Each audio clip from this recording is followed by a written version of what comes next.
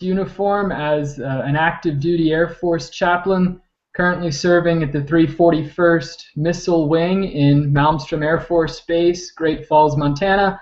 I'm also the wing chaplain for Montana Wing Civil Air Patrol. I joined Civil Air Patrol when I was 13 years old in 1996 and progressed all the way through the cadet program, completing it in 2002, got my SPOTS award 2002, and I always had plans of going to the Air Force Academy. Civil Air Patrol had really gotten me psyched and ready to go to the Air Force Academy, and I should let you know I was never really practicing my faith. I was born and raised Catholic, but not really practicing at all. And it was in junior year of high school, when I had really just started taking the faith seriously, that I heard a call to the seminary. And at that point, it was probably the worst time to get that kind of call from God, because I had my whole life figured out. I was going to go to the Air Force Academy, like I mentioned, and as you know, for those service academies, you got to start the application process junior year. So I had already begun the application process, and then all of a sudden hear this call that God wants me to be a priest. And took me several months to decide what to do. I debated, do I still want to go to the academy and then maybe try to go into the seminary afterwards, or go to ROTC and then do seminary afterwards. That seemed to be a bit of a faster track. It had less of an obligation. But what I kept hearing was go into the seminary right away and worry about the Air Force later. So that's what I ended up doing. Ended up deciding against the academy and going into seminary right after I graduated high school.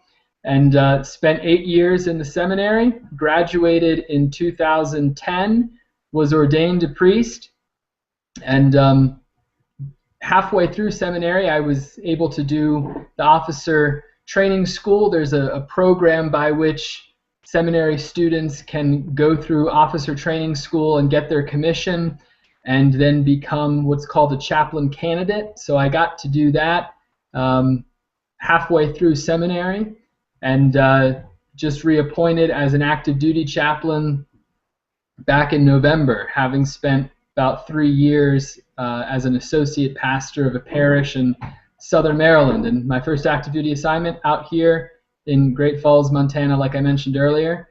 And just would wrap up by saying CAP helped me with all of that. They were the ones who first gave me that desire to serve in the military, but not just the desire to serve in the military, but then the ability to succeed, the ability to serve. And even though my plans ended up being changed from going to the academy to going right into seminary, it actually ended up being the faster way to one day be wearing this uniform now as an Air Force chaplain. And I'm just so thankful to CAP that I was given all of those skills. And so when I eventually did get to go to officer training school, as I mentioned, halfway through my 8 years of seminary, I was ahead of the game. I already knew how to wear my BDUs. I already knew the chain of command. I knew customs and courtesies. I knew leadership theory. I knew all of those things, and it was because of CAP. And CAP's helped me to get as far as I am now. And just encourage anyone out there who's considering to serve as a chaplain, either in CAP or in one of the armed forces, to consider the chaplain candidate program for the military, and let someone know. Let a chaplain know, and we can walk you through the process. God bless you.